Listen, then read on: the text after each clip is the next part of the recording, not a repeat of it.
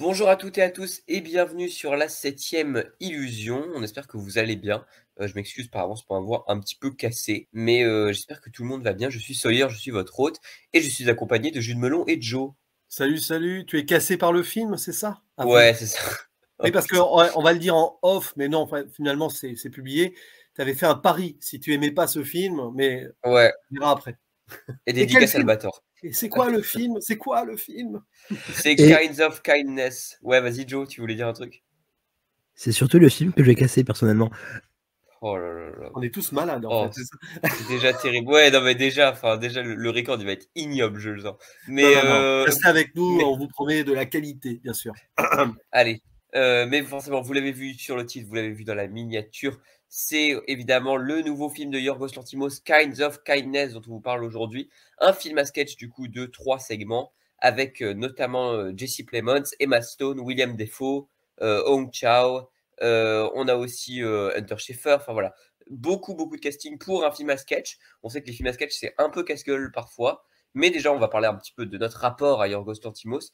Déjà, Jus, on va commencer par toi. Qu'est-ce que c'est ton rapport à Yorgos Lanthimos? Parce que je sais que tu as un rapport un peu bizarre avec ce cinéaste. Oui, enfin, j'ai un rapport, on va dire particulier, mais je l'ai découvert avec La Favorite au cinéma, à l'époque. Alors, peut-être que j'avais vu The Lobster avant, je ne sais plus, mais en tout cas en salle, c'était La Favorite. Ça a été un de mes très bons films de cette année-là. J'avais vraiment beaucoup apprécié. Peut-être revu un peu à la baisse au revisionnage, mais ça restait quand même quelque chose de très intéressant, avec pour moi l'un des meilleurs rôles d'Emma Stone. Et après, ben, j'ai rattrapé Mise à mort du cerf sacré, qui est le film préféré de notre cher bûcheron du cinéma. Enfin, je parle de Lanthimos ici, évidemment, qu'on salue au passage, parce que je pense qu'il est en train de cook quelque chose sur le film, et on n'en dit pas plus, peut-être pour le site. Je suis en train de balancer des trucs là. Et après, bon, bah, j'ai pas vu ces films grecs, mais j'ai donc vu cette année Poor Things. J'avais des réserves dessus, je l'ai revu depuis, et je trouve que c'est une semi-fraude. Et là, je sais que Joseph sera pas d'accord. Voilà. Et donc, j'attendais quand même Kinds of Kindness avec impatience parce que ça semblait un peu être l'anti Poor Things sur le papier. Est-ce le cas? Bon, on vous en parlera très bientôt. Mais du coup, toi, Joe, qu'est-ce que c'est ton rapport au cinéma de Yorgos Lanthimos et qu'est-ce que tu attendais de Kinds of Kindness? Ben, j'aime beaucoup le Yorgos Lanthimos que je connaissais du coup du cinéma grec. Je l'ai découvert personnellement avec Mise à mort du Saint-Sacré que j'ai découvert en salle à sa sortie. La Favorite est pour moi un de ses meilleurs, même si mon préféré reste Mise à mort du Saint-Sacré. Mais depuis cette année, j'ai beaucoup de mal avec lui, notamment avec Poor Things qui Jus parle d'une semi-fraude. Moi, je vais dire que Poor Things c'est un film où on voit plus les références que le cinéma, donc c'est très dérangeant. Et il revient avec Kinds of Kindness, retour d'Emma Stone dans son cinéma, retour de Willem Dafoe. Pour le meilleur ou pour le pire, ben, ça sera à nous de voir plus tard. Et bah du coup, bah attends, je vais conclure sur mon rapport à Lanthimos. Bah moi du coup, j'ai vu moins de films que lui et que vous d'ailleurs. Fallait que j'en rattrape un, mais j'ai pas eu le temps. Donc j'ai vu seulement Poor Things avant ce Kinds of Kindness. Et le fait est que moi j'ai bien aimé Poor Things. Je trouve que c'est un film qui est un peu simple, je suis d'accord, mais qui s'est impressionné par ses visuels. Où Emma Stone pour le coup a mérité son Oscar parce que je la trouve assez exceptionnelle. Voilà, ces comédiens sont hyper bien dirigés. C'est un peu simpliste, effectivement, dans son scénario, mais je trouve ça assez malin. Notamment, c'est un peu une fable féministe, etc. Moi, je trouve que c'est assez intelligent dans ce que ça veut raconter. Effectivement, ça va pas très loin. Mais moi, contrairement à vous, j'ai beaucoup aimé Poor Things. Mais voilà, donc on attendait plus ou moins tous ce Kind of Kindness quand même, parce qu'il semblait, comme tu l'as dit, Jus, être radicalement différent bah, de Poor Things, en fait, qui est sorti en début d'année. Mais de quoi ça parle Kinds of Kindness pour les gens qui n'ont pas vu une seule bande-annonce? Eh bien, Kinds of Kindness est une fable en triptyque qui suit un homme sans choix qui tente de prendre le contrôle de sa propre vie, un policier inquiet parce que sa femme disparue en mer est de retour et qu'elle semble une personne différente, et une femme déterminée à trouver une personne bien précise, dotée d'un pouvoir spécial, destinée à devenir un chef spirituel prodigieux. Eh bien, écoutez, du coup, on va démarrer tout de suite avec toi, Jus. Qu'est-ce que tu as pensé dans les grandes lignes de Kinds of Kindness de Yorgos Lanthimos? Eh bien, je trouve que c'est un film ultra passionnant et riche. En plus, à la base, c'était pas gagné parce que c'est risqué comme exercice de style, allier trois histoires comme cela. Je suis pas forcément fan des films anthologies comme cela. Par exemple, il y a eu The French Dispatch de Wes Anderson qui, en soi, est peut-être pas l'un de ses meilleurs, peut-être l'un de ses moins bons, même s'il y a des intérêts dedans quand même. Et là, il arrive à garder une cohérence. Alors déjà, la première chose, c'est que les trois histoires sont différentes, bien sûr, avec les mêmes acteurs qui jouent des personnages différents, mais il y a une forme de cohérence thématique sur, on va dire, une vision assez cruelle de l'humanité, de son rapport à l'amour, mais à un amour souvent négatif, dans le sens soumission, possession, faux culte, etc. C'est un petit peu ça, on va dire, le filigrane des trois histoires. Et avec, alors, on l'a pas dit là, mais un personnage qui est récurrent dans les trois intrigues, mais un personnage tertiaire, hein, même pas secondaire, quoique il a quand même une incidence, au moins sur chaque histoire, il a une incidence quelque part. Hein. On va dire qu'il est un petit peu au centre des missions, sans en dire plus. Et il y a cette idée-là, justement, d'errance de ce personnage un peu à part. Moi, j'aurais une théorie là-dessus, hein, peut-être qu'on y reviendra en zone spoiler, mais ce qui est passionnant, c'est surtout la vision ici claire, frontale, nihiliste même, hein, dans Yorgos Lanthimos, qui, oui, fait une sorte d'anti-pauvre créature, mais je pense pas qu'il ait fait ce métrage en réponse à pauvre créature, parce que au final, il est sorti trop vite pour que ce soit vraiment une réponse, selon moi. Et peut-être qu'en ayant le projet de pauvre créature en tête, il s'est dit, il faut que je fasse quelque chose qui revienne aux sources de mon cinéma, en fait, quelque chose d'assez direct, où il pose l'humanité face à ses démons, à ses problèmes. Et c'est un film angoissé. C'est un film qui est évidemment absurde, parfois surréaliste ou un peu fantastique, mais qui montre aussi une certaine noirceur de la réalité de notre monde moderne. J'irais peut-être même plus loin, peut-être de l'Amérique aussi. Mais ça, après, c'est par extension à l'humanité du monde moderne, on va dire.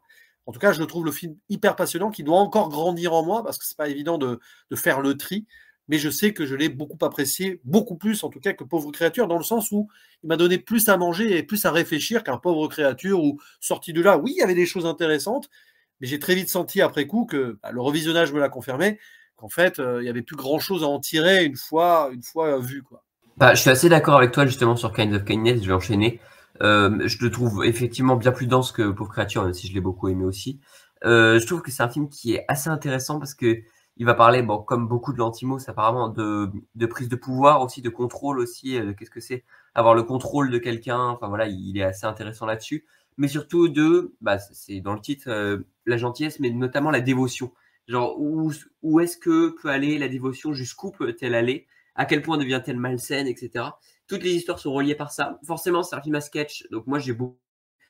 Mais je suis sorti assez perturbé quand même du film, hein, parce que je trouve que les deux premières histoires sont. Enfin, la première histoire est excellente, vraiment. La deuxième est super. J'ai un peu plus de mal avec la troisième, voilà.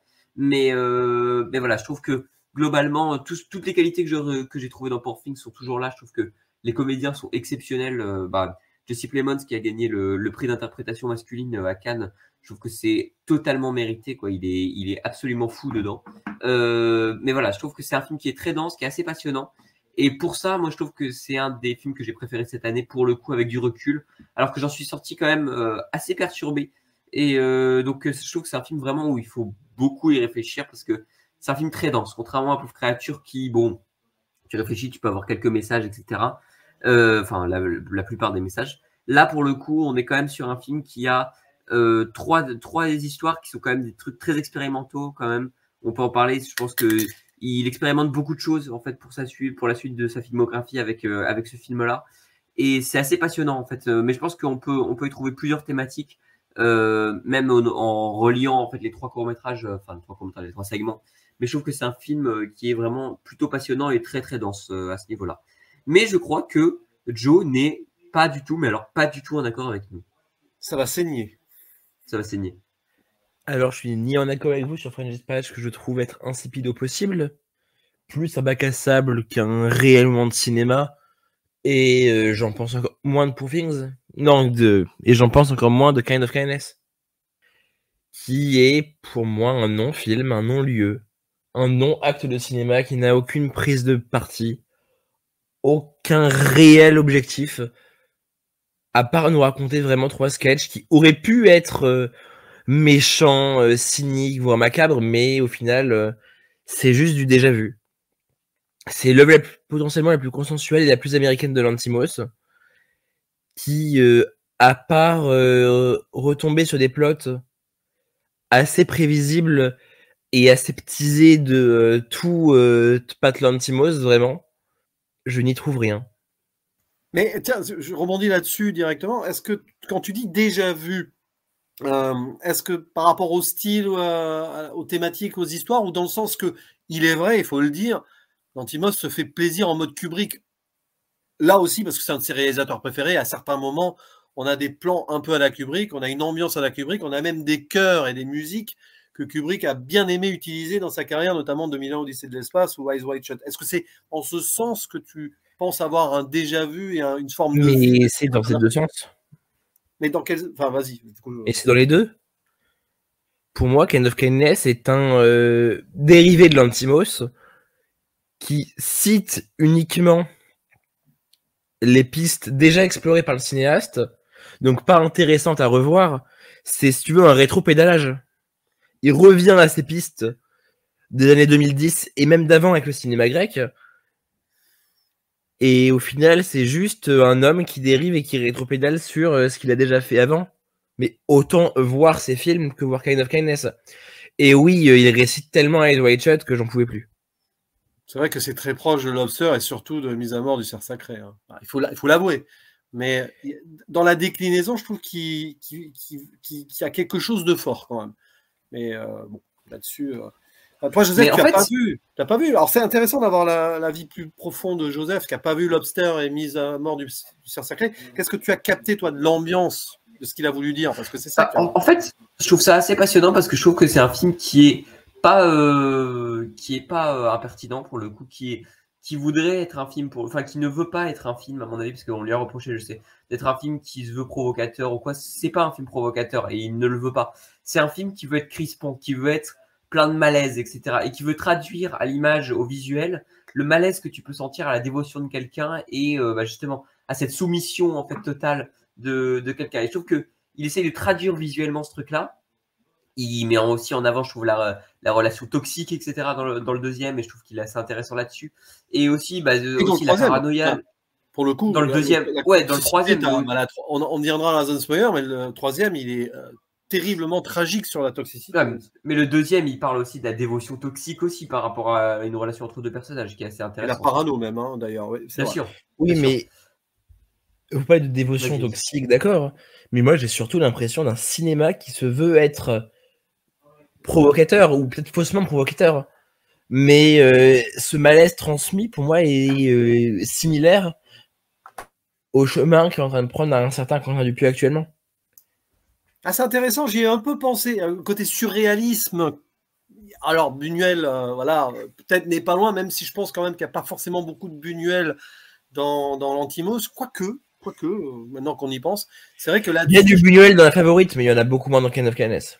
Il y en a moins, il y en a peut-être un peu à un certain segment, peut-être le deuxième. Enfin, moi, je suis plutôt, mais je ne sais pas si vous serez d'accord avec moi, et je pense que les séries, vous en avez vu au moins quelques-unes, mais on est plus proche de la 4e dimension ou les contes de la crypte. Hein, oui, très clairement. Et ça, justement, étant vraiment fan de ces séries-là, c'est peut-être pour ça que ça a marché sur moi. J'ai pas ressenti de la démonstration pure là par rapport à ce que il avait fait dans Poor Things par exemple, même s'il y a il singe un peu le style Eyes Wide Shut de Kubrick, je trouve qu'il n'est pas forcément dans la surdémonstration qu'on pouvait lui reprocher par exemple sur La Favorite et sur Poor Things, parce que Poor Things quand même, le monde carton-pâte, tout ça pour surligner le surlignage, moi ça m'avait un petit peu saoulé, surtout au revisionnage. Là je trouve qu'il est plus dans la réalité pour le coup, dans les décors, dans les ambiances, mais je pense qu'il a envie de sortir le malaise là, surtout. Moi, j'ai vraiment ressenti ça.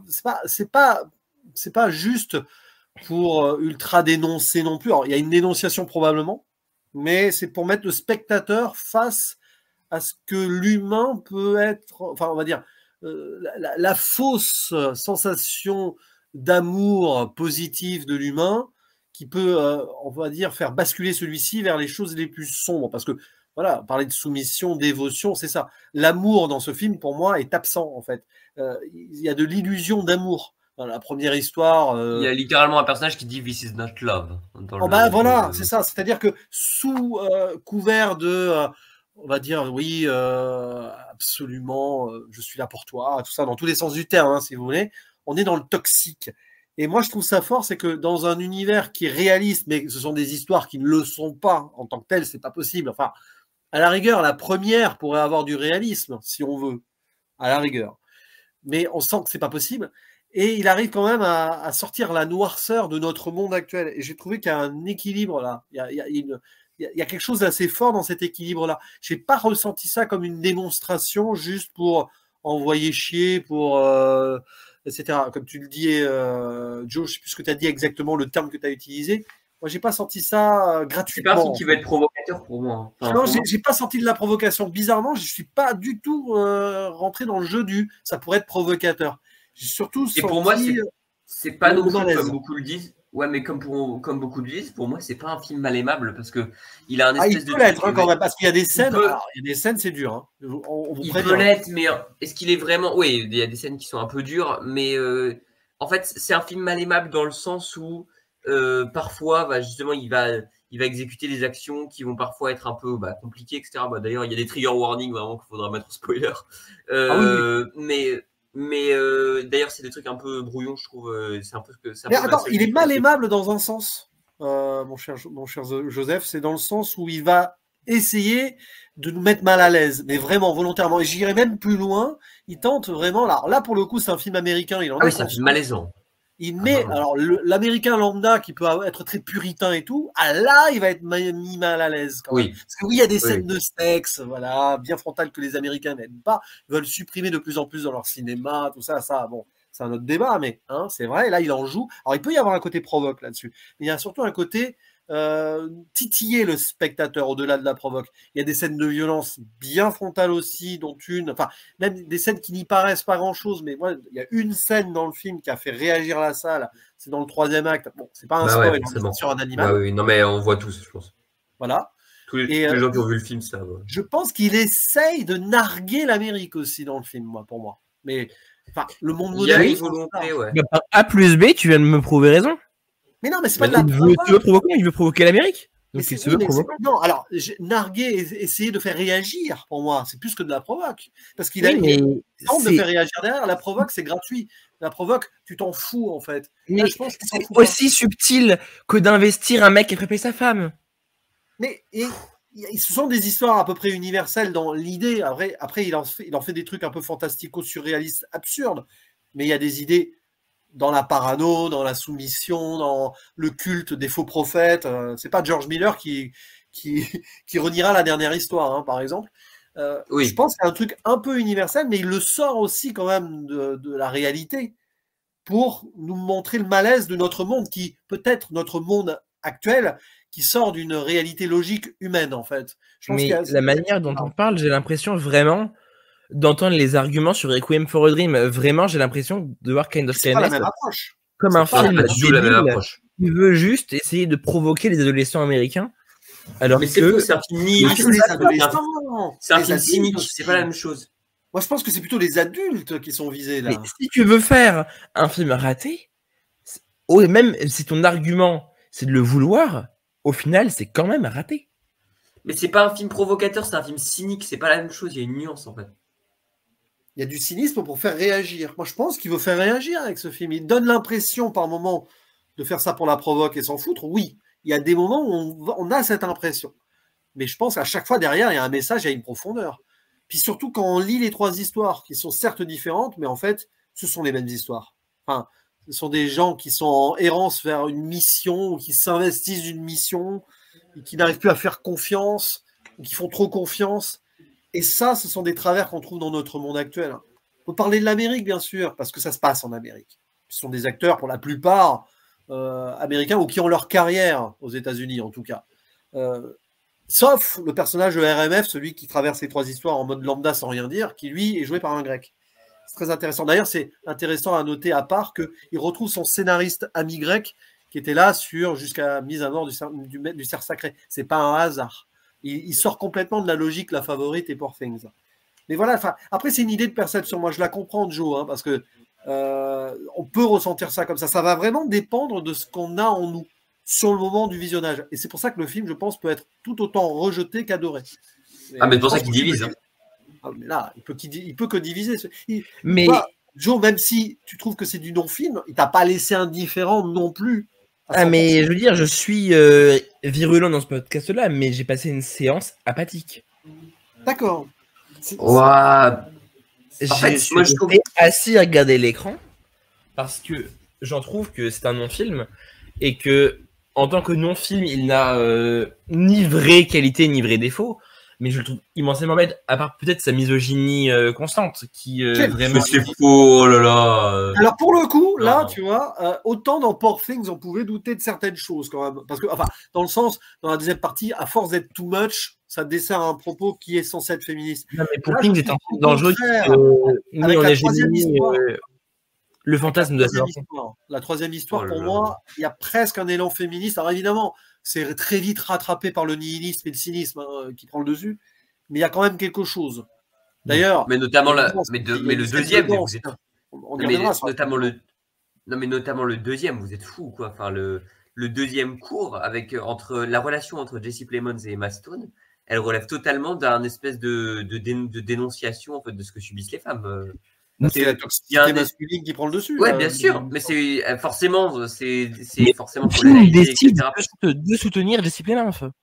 Ah, pas Mais du c'est tout. pas vrai, Je mais bien vous sûr que rappelle. non. alors, Clairement. Bien sûr. D'ailleurs, que non. le Le film personnage te littéralement te dit que les femmes sont folles, les femmes doivent rester à la cuisine et que les femmes sont surtout des objets sexuels. Mais pas du tout. mais- En- N'existent mais que bien pas à sûr leur que non, libido. t'as vu- Vraiment, c'est T'as dégueulasse. vu le il faut personnage de rentrer dans la Jesse dose- Plemons dans dans la le zone deuxième spoiler, attends. je pense. Non, non. Il du tout faudra d'accord. rentrer dans la zone spoiler pour expliquer, mais le personnage de Jesse Plemons dans la deuxième histoire déjà est un flic. Et Oui, on sait ce que mais ça c'est veut un dire câble. dans l'histoire américaine aussi actuelle. hein. Mais évidemment, de 1 à câble, de 2, le film a un casting aussi stylé que le Front Populaire, mais ça change rien. T'as bien fait de citer le Front Populaire. hein. C'est un forceur, mais c'est pas possible. Non, mais bon, oui, pensez à bien voter le 30 et le 7. Voilà, mais ça, c'est un petit passage à part. On balance des petits trucs. On a fait un communiqué de toute façon là-dessus. Non, mais honnêtement, avant d'aller dans la zone spoiler, je ne sais pas si vous avez d'autres choses à dire, parce que là, on va être obligé d'y aller. hein.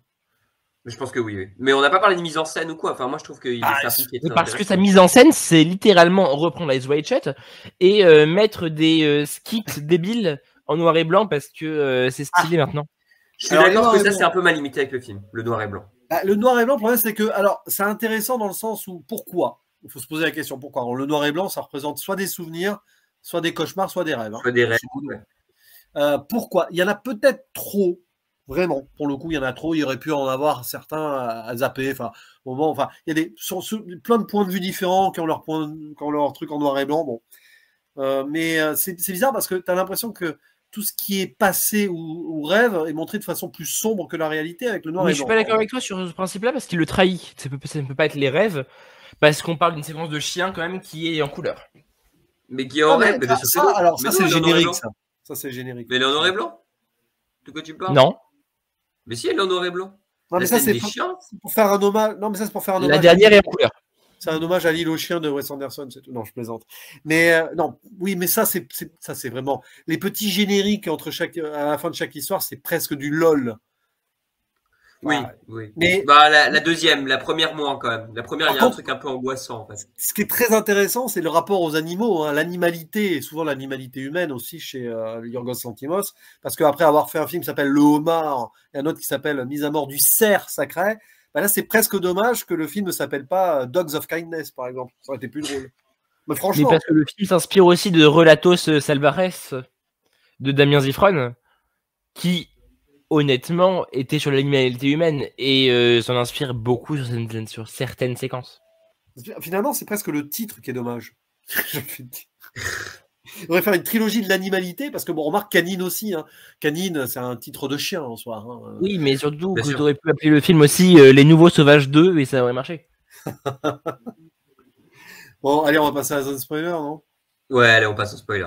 Alors, qu'est-ce qui vous a marqué dans les trucs un peu. Alors, les retournements, parce que chaque histoire a un retournement quand même. Enfin, surtout la deuxième et la Oui. troisième, il y a une bascule à un moment quand même. Bah, la Oui, première c'est aussi. vrai qu'il y a... La première aussi, ouais, en quelque sorte quand même. Oui, la première, c'est la rencontre d'Emma Stone, qui est en fait le personnage miroir du personnage de Jesse Plemons, qui va être la nouvelle investie de mission, parce qu'il faut le dire dans la première histoire, c'est le boss qui donne une mission à son employé de tuer quelqu'un et Ouais. de vivre comme il le veut aussi. Enfin, c'est la soumission ultime pour avoir l'amour. Et d'ailleurs, on n'a pas parlé du fait que William Dafoe est super parce qu'il est très en retrait, il n'est pas dans son personnage bouffon vert, etc. Il est vachement intéressant dedans, je trouve. Bah, Bah, dans William la première, Dafoe- il est dans son personnage bouffon vert qui est littéralement la même chose que dans Poor Things, qui est Mais bien littéralement sûr que non. la même chose qu'il va avoir dans Nosferatu à chaque fois. Non, par contre, Mais bien oui, sûr que- là, il y a un truc, il y a juste un truc sur lequel je suis un peu d'accord avec Joe, c'est qu'il s'enferme dans un rôle de god, de leader, de créateur. Là, bon, hein, c'est intéressant en soi, hein, mais Oui et bon, non, oui. ouais, parce que dans le deuxième, il Mais est plus en il est en retrait, train hein. de devenir la parodie de lui-même. On vit la Willem Dafoeisation du cinéma, où dès qu'il y a un besoin d'un fou, on va appeler Willem Dafoe. Oh là D'ailleurs, là, William toujours le Dafoe bon qui se mot. dénude, Alors qu'il hein, l'aura toujours pour de vrai. il se dénude hein, dans la deuxième histoire, William Dafoe. Voilà. De la Oui, troisième. d'ailleurs, oui. plutôt. Non? Dans le deuxième aussi. Oui, dans la troisième, pardon. Et ça, Ouais, la, non. la deuxième, il est un peu PNJ, il sert pas à grand chose. Mais Il est un peu d'ailleurs, rentré, dans ouais. chaque histoire, chacun des trois acteurs va être un peu PNJ. Ouais, ouais, ça À dépend. moitié. Parce Enfin, que, disons que dans la première, Emma Stone a une importance, mais elle apparaît que vers la fin. ouais, mais le truc, c'est que Jesse Plemons, le problème, c'est que moi, je trouve que les trois histoires auraient dû suivre Jesse Plemons comme les deux premières le font, et du coup, la troisième se perd un peu, en fait. C'est un peu ça, ma Il limite. sert à rien dans la troisième histoire, en fait. C'est un peu. Bah, surtout qu'on essaye de poser des trucs avec lui, mais à un moment donné, on le délaisse complètement quand le personnage de Emma Stone se fait abandonner par la secte, donc je trouve ça un peu dommage, en fait. Bah, il est délaissé parce que quelque part il se sent délaissé. À un moment, il y a cette scène horrible, je trouve, où elle fait l'amour avec le gourou et il est là à écouter avec les oiseaux derrière. Ah ouais, c'est terrible. Alors, les oiseaux. Il y a les oiseaux, des charançons, des chiens, des chats. Il y a plein d'animaux encore hein, dans Kinds of Kindness. Voilà. D'ailleurs, on a un petit moment documentaire animalier sur les charançons qui bouffent les palmiers. C'est presque la cité de la peur avec le homard. Hein. Et c'est La peut-être langouste, aussi, pardon. aussi vraiment subtil que la langouste. Mais c'est pas ça. la cité de la peur. C'est Mais ça Mission me fait Cléopâtre. marrer. Parce que les charançons, voilà, c'est des petites bêtes qui semblent comme ça inoffensives, mais qui peuvent foutre la merde. Bon, bah, les humains aussi, parfois, sont des petites bêtes inoffensives qui peuvent. Non, mais déjà, non, mais en fait, moi, j'aimerais revenir justement sur la deuxième histoire où Joe disait qu'il fallait qu'on soit du Oui. point de vue, enfin, qu'on ait de la sympathie pour Jesse Plemons. C'est déjà un film où, dès les premiers instants, en fait, et dès les premiers instants de chaque segment, Lantimos veut que tu aies de la sympathie pour aucun personnage. C'est-à-dire que quand le personnage, justement, je vais reprendre cette histoire-là, quand le personnage du flic arrive et demande est-ce qu'on peut regarder la vidéo, bon, après, tu vois la vidéo, tu comprends, quoi. Enfin, le truc, il y a un truc où tous les personnages sont extrêmement, disons absurdes. Enfin, voilà, il y a un vrai sens de l'absurde et du malaise, encore une fois, qui se dégage de chaque personnage. Oh, Pour c'est moi, rigolo, c'est les copains.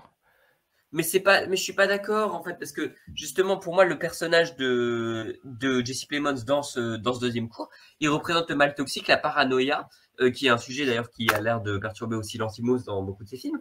Et voilà, je trouve que il y a une vraie thématique qui se construit là-dessus. Et c'est le personnage de Emma Stone qui en souffre. Pour moi, le personnage de Emma Stone est le vrai protagoniste de ce deuxième cours. Dans la deuxième histoire, pour faire simple, le personnage de Jesse Plemons, c'est vraiment le mal américain. Mais Bien sûr. frontalement. Bon, Mais si le film ne voulait pas suivre Jesse Plemons, c'est Emma Stone qui aurait eu le prix à Cannes. Ouais, non, mais bon, Mais elle ça a veut déjà rien eu son dire, prix ça. pour Poor Things, et en même temps, voilà, on peut partager. Mais dans... Non, mais on va pas juger les films par rapport au prix qu'ils ont eu On à s'en Cannes, fout quoi, des prix, là, de toute façon. Mais dans le sens où Jesse Plemons, dans la deuxième histoire, donc c'est un policier, certes, qui va être qui est toxique, on le sent qu'il veut posséder sa femme, même s'il pense que c'est pas elle, parce que parano, grand remplacement et tout, hein, tout ce que vous voulez là-dedans, on est en plein Qui dedans. va en adéquation avec son prochain film d'ailleurs. Hein, c'est les envahisseurs, c'est Body Snatchers, la deuxième histoire. Ça me rappelle aussi la parano d'un très bon épisode de la 4e dimension qui s'appelle Les monstres de Maple Street. Oui, je l'ai vu. Il est super. Cet épisode, il est super. Génial. Mais il faudrait voir s'il n'y a pas des interviews de Lantimos qui parlent de la 4e dimension et qui dit quels sont ses épisodes préférés. Parce que j'ai pensé aussi à l'épisode Les Masques. Enfin, il y a beaucoup de trucs. À mon avis, Lantimos, il a dû voir ça dans sa jeunesse. Et donc, pour moi, il représente vraiment la toxicité américaine absolue. Par contre, j'aimerais avoir votre avis sur la fin. Et après, on fera une interprétation. Parce que la fin de cette deuxième histoire, c'est bizarre, quoi. Donc finalement, oui, ça serait vraiment pas sa vraie Emma Stone. Elle arrive dans la lumière, c'est une illusion absolue, on est d'accord. Il est dans sa folie. Mais est-ce que, pour moi, en fait, c'est la vraie qui l'a tué. Et en fait, c'est une espèce de métaphore sur la possession, sur le fait que c'est celle qui est dévouée, etc. Et que c'est une métaphore sur la femme dévouée, etc. C'est le fantôme il y a de même sa pire, femme, les gars. Tu parles de possession, le film cite évidemment Possession de Zulawski. La scène de la cuisine, c'est Possession. Oui, c'est ça, mais il n'y a pas de lait.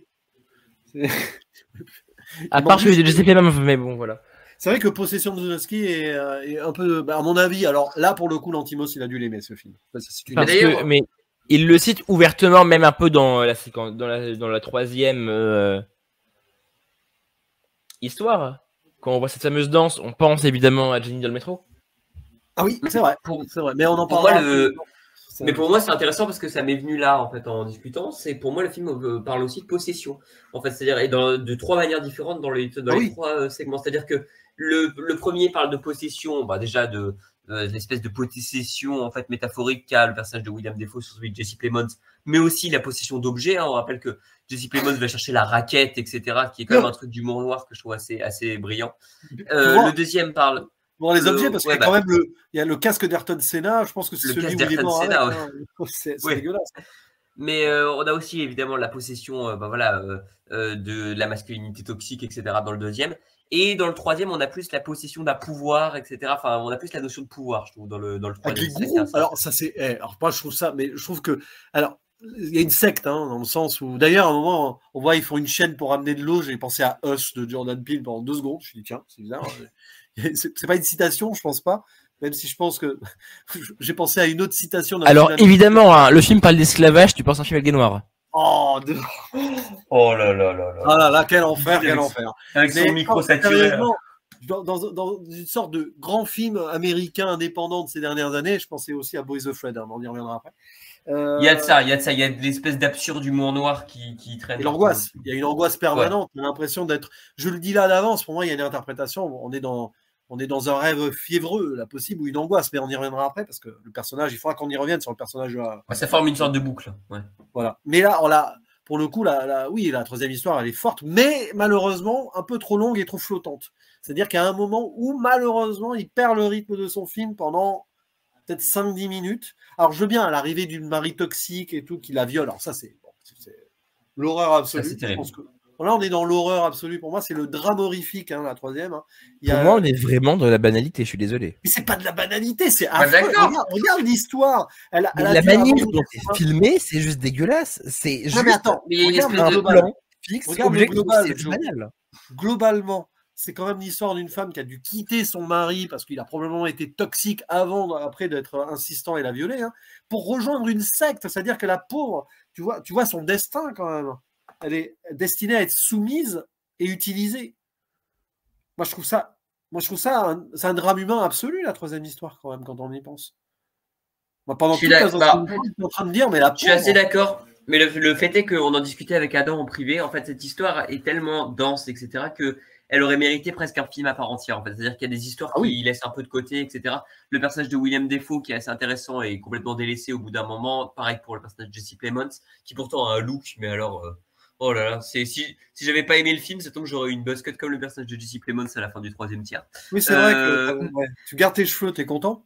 Ouais, je suis content. Mais voilà, dédicace à le bâtard. Il y aura peu de gens qui l'auront, mais voilà. Mais je trouve que voilà, le film souffre un peu de ce troisième tiers parce qu'il aurait pu, en fait, tu sens que c'est presque une expérimentation pour un film qui aurait pu être plus long, en fait, sur le troisième tiers.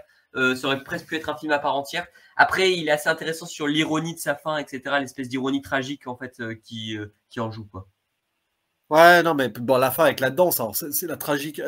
On sent qu'enfin, elle a réussi sa mission. Elle a été dégagée de la secte, mais elle finit la mission de la secte. Elle a trouvé la dame qui ressuscite. Danse techno, alors là, mais c'est presque drôle parce qu'on le sent, le cynisme derrière. Voilà, danse libératrice et voilà. Sauf qu'après, en ramenant, elle veut quand même ramener cette dame à la secte. Hein. C'est-à-dire qu'elle a plus d'amour propre là quand même. Sauf qu'elle a un accident, elle tue le miracle à la fin. Voilà comment le film. C'est un peu la même fin que le premier segment, sauf que évidemment la fin est beaucoup plus fataliste. Ce qui aurait pu être intéressant, mais le film est vraiment brouillon parce que il aurait mérité un long métrage. Oui. La mort du miracle, la mort de tout espoir à la fin. Mais en soi, c'est peut-être le troisième segment, c'est vraiment le kind of kindness. Ce simulacre de gentillesse. Non, mais c'est tous des types de gentillesse différentes, hein, en soi. Non, mais en soi, tu vois, l'espèce de dévouement de Maston à Jesse Plemons, c'est aussi ça. Parce que pour toi, caster une actrice uniquement pour un flashboobs gratuit, c'est une gentillesse. Mais c'est quoi le rapport? On parlait pas de ça, on parlait de thématique. Parce que pour toi, utiliser sa femme et la consumer, c'est un acte de gentillesse. Non, il dénonce par le cynisme mal américain là derrière. Enfin, non, mais t'as pas les relations entre les personnages, c'est pas possible. Le premier parle d'une espèce de dévotion totale que le personnage considère comme une gentillesse. La dévotion de Jesse Plemons à William Dafoe. Le deuxième parle de cette espèce de dévotion de Emma Stone à Jesse Plemons. Et le troisième parle justement de l'espèce de dévotion à la secte, justement. Donc on revient à un truc plus global, en fait, qu'a Emma Stone pour la secte. Bah, c'est ça, c'est le premier film, enfin là, oui, on va dire ça, le premier récit dénonce le capitalisme absolu qui vide les gens de leur amour-propre. Le deuxième dénonce la parano absolue, l'envahissement, la peur de l'envahissement et des autres, hein, grosso modo, quand même, il faut l'avouer. L'idée, c'est un peu ça, la peur de l'étranger, de l'étrange. Et la troisième histoire dénonce la toxicité absolue et les fausses croyances à la fois. Donc, je pense que ce sont quand même des tropes, on va dire, qui se sont renforcés avec l'américanisation de notre monde, on ne peut pas dire le contraire, par le capitalisme au sens large de toute façon, hein, on est dans cette idée-là. Le film aurait pu se dérouler dans les années 80, hein, on aurait une sorte de Love Lies Bleeding en continuation. Mais pour moi, le message est assez clair. Lantimos, il continue à faire des films aux États-Unis, ça y est, il a eu son succès avec Poor Things et tout. Maintenant, il fait ce qu'il veut et il ose mettre les pieds dans le plat. On a encore un réalisateur étranger ici qui ose mettre l'Amérique face à son mal. Ce que peu de réalisateurs américains hors indépendants arrivent à faire d'ailleurs. Et moi, je trouve ça intéressant. Je trouve dans l'idée.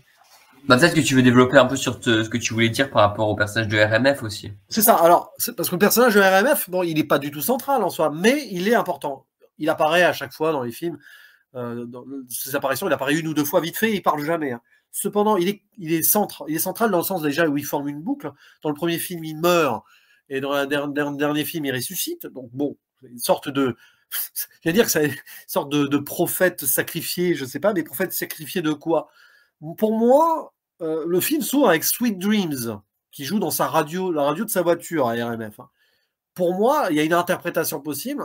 On est dans le rêve angoissé ou dans le cauchemar éveillé, ça peut être entre les deux, hein, de ce personnage qui s'imagine, grosso modo, ces histoires en s'imprégnant de ce qu'il vit au jour le jour dans sa déprime, dans sa dépression, d'être peut-être un immigré aux États-Unis, puisqu'il est joué par un Grec. Même si dans le film, on ne sait pas hein, si c'est un Américain ou non, on ne le saura jamais. Mais il a choisi un acteur grec, anonyme en plus, hein, Lantimos, pour jouer ce personnage. Moi, je pense qu'il y a une vision là-dessus. Ça peut être la vision cauchemardesque, angoissée, tout ce que vous voulez, anxiété, fiction ou réalité mélangée, hein, comme vous voulez, cauchemar au rêve mélangé. La version baudrillardienne américaine, hein, tiens, j'ai cité Baudrillard, ça y est, c'est reparti. Voilà. L'hyper-cauchemar américain d'un personnage lambda qui a du mal à s'intégrer et qui voit autour de lui le mal dans lequel il est. Ça peut être une interprétation. Si le film commence par Sweet Dreams, c'est peut-être pas un hasard. Bon, après, au milieu du film, il y a un morceau de Ronnie James Dio, Rainbow in the Dark, hein, l'arc-en-ciel dans l'obscurité. Hein, c'est très amusant quand même quand on y pense. Et dans la deuxième histoire, c'est lui qui sauve, soi-disant, la fausse Emma Stone. Donc, je ne sais pas ce que vous en pensez. C'est une interprétation vague. Hein, il y a une forme de boucle qui se crée à travers ça, ouais, effectivement. Je ne sais pas si tu as pensé à ça ou pas du tout. En vrai, j'avais eu une autre analyse sur l'utilisation de Sweet Dreams de Eurythmics. C'est que, dans ma vision, Sweet Dreams est quand même une des chansons qui représente le mieux la classe moyenne américaine. C'est-à-dire ? C'est la chanson de radio qui va passer, la chanson qu'on commence à utiliser dans les voitures. Et que RMF est littéralement, certes joué par Yorgos Stéphanos, l'incarnation de l'américain moyen. Si je suis ta logique de l'importance de sa nationalité grecque, c'est cet immigré qui va voir, du coup, qui va se rendre compte de ce qu'est l'Amérique. Bah, c'est ça, c'est un personnage, oui, il a voulu s'intégrer. Mais au lieu de rester sur la conclusion assez débile de dire que c'est un rêve, je pense pas que Yorgos aille dessus parce que il n'a jamais fait ça. Je pense que ce serait plutôt une vision catastrophée de l'Amérique vue par la classe moyenne. Mais rêve ou pas, enfin, c'est-à-dire c'est peut-être une sorte de cauchemar réveillé, angoissé en fait, hein. Peut-être dans son anxiété absolue aussi. Bon, c'est pas vice versa 3, hein, faut pas exagérer. Mais l'intérêt c'est que Lantimos aurait pu se jouer lui-même ce personnage en fait, presque. Ça aurait été encore plus drôle. Mais après, oui, il peut être vu comme un. Non, mais en plus, l'acteur s'appelle Yorgos aussi, c'est très amusant. Bon, c'est un prénom assez répandu en Grèce, quand même. Mais voilà. Dans l'idée où c'est intéressant ce que tu dis, c'est peut-être aussi. Oui, il doit être. Peut-être qu'il est américain, peut-être d'origine grecque ou pas, on s'en fout. Mais il a dû s'intégrer et je pense que est-ce qu'il regrette maintenant, comme pour citer François Sentinelle, évidemment, non, on en fait des références de fou. On est un peu fatigué, c'est normal, hein, c'est la fin de l'année. Mais surtout qu'à partir du moment où les deux films dans lesquels tu as joué, c'est Poor Things et Kind of Kindness, oui, tu regrettes. Ah, parce qu'il a joué dans honte. Oui. D'accord, bon. Je sais pas, il va jouer un des personnages, peut-être un des gens pauvres qu'on voit de loin en plan zénital pendant 2 secondes. Je veux pas balancer, mais cette scène était vraiment, pour moi, très mauvaise dans Poor Things. Mais bon, pour rester à RMF, on peut aussi y voir, voilà, l'angoisse absolue. C'est presque, on va dire, c'est la face inverse d'un After Hours de Scorsese, hein, aussi. Sauf que là, on développe des histoires beaucoup plus larges. Je sais pas, il y a en quelque sorte. Ouais. Un truc angoissé dans ce film. Alors, pour moi, l'angoisse, elle est là, même au-delà des histoires. Il y a une chape de plomb angoissée, même dans la mise en scène. Les plans sont fixes, durs, même dans les décors très artificiels, souvent de ces maisons de classe moyenne ou de classe élevée. Et même le dernier film, qui est plus en road movie extérieur, il y a un enfermement perpétuel, je trouve. Je ne sais pas ce que vous en pensez aussi, mais pour moi, c'est pour ça que j'ai pensé à Boys Afraid par moment. Ça pourrait être le personnage de RMF aussi, quelque part. Je suis assez d'accord, ouais, c'est vrai. Après, je sais pas si vous avez d'autres choses à dire sur la zone spoiler. Si on doit faire un parallèle, j'irai pas sur du Boys Afraid, j'irai sur le gros qui meurt au début de When Evil Lurks. Oh là là. Et qui est du coup la provocation du mal. Ouais, bon, ou alors tu peux penser à The Whale aussi, Aronofsky, tu parlais de Requiem for a Dream tout à l'heure. Il y a de ça un peu, ouais. Un peu, enfin voilà, après on rentre beaucoup dans le métaphorique. Quoi. De toute façon, c'est un film qui fait mal, de toute façon. Enfin, oui. Qui fait mal quand on passe devant 2h45 de façon apathique comme Joe, ou qui fait mal si on ressent la souffrance et l'absurdité des situations aussi, parce qu'il y a des moments quand même, c'est... Enfin, je suis désolé, la première histoire, elle fait de la peine aussi. Enfin, chaque histoire fait de la peine. Ah, mais chaque histoire, le câlin de fin de la première histoire, elle est terrible. Quoi. Mais chaque histoire fait pitié. Bah, oui, dans un sens premier du mot, ça fait pitié, oui. Mais est-ce que Lantimos a pitié pour les spectateurs avec ce genre de film? Je ne sais pas. Il a peut-être vraiment envie de nous titiller, de nous réveiller. Moi, je pense que c'est un film qui veut réveiller l'humanité, Kinds of Kindness. C'est un film nouveau Front populaire à l'américaine. Il fallait absolument qu'il la place, c'est terrible. Ah, je suis désolé. Et encore, j'ai pas fait de lien entre Baudrillard et les élections actuelles, parce que sinon, alors là, vous en avez pour 3 Mec, j'ai littéralement comparé le film à Katniss, littéralement 2 secondes avant. Oui, mais non, bon, voilà. On va pas citer de nom. Bon, allez, écoutez. Je pense qu'on a à peu près tout dit, à part si des gens ont des choses à rajouter, mais je pense que on a un petit peu fait le tour. Enfin, en tout cas, n'hésitez pas à nous dire nous. Ce que vous pensez, vous, de Kinds of Kindness de Yorgos Lanthimos. On a hâte d'avoir vos avis. Voilà, n'hésitez pas à laisser un petit commentaire, on y répond. Et écoutez, si le bûcheron du cinéma va faire un caméo, allez, ouais, alors, fais-nous ton caméo, Adam. Voilà, je fais un caméo. Oui, parce que je sens oh là là, il est très énervé. Notre bûcheron, il a sorti sa hache, il est prêt à dépecer. Ah ouais. Joe, il va finir. Joe, cache-toi. Il va finir le pouce des Mastones. Le pouce et le foie des Mastones dans la deuxième histoire. À côté, ça va être un hors. Mais mieux vaut avoir le foie des Mastones plutôt que voir foie des Mastones. Mais vous avez remarqué que Emma Stone, elle perd son. Vous avez remarqué qu'Emma Stone, alors ça marche qu'en français, ça. Elle perd son foie dans le deuxième film, elle retrouve la foi dans le troisième. Allez, vas-y, conclue. Mais bon, si on en suit la conclusion, finalement, retrouver la foi n'a servi à rien. C'est que, alors, en fait, j'ai adoré le film, vraiment beaucoup. Contrairement à un certain Poor Things, en fait, qui est vraiment Yorgos Lanthimos pour les ados. Donc c'était un peu insupportable. Et là, c'est un film pour les adultes, on est d'accord. Et je pense qu'en fait, Yorgos Lanthimos revient à ses racines de ce qu'il avait fait dans sa période grecque, c'est-à-dire en fait d'être détestable, d'être mal aimable. Je pense pas qu'en fait Lanthimos ait pitié.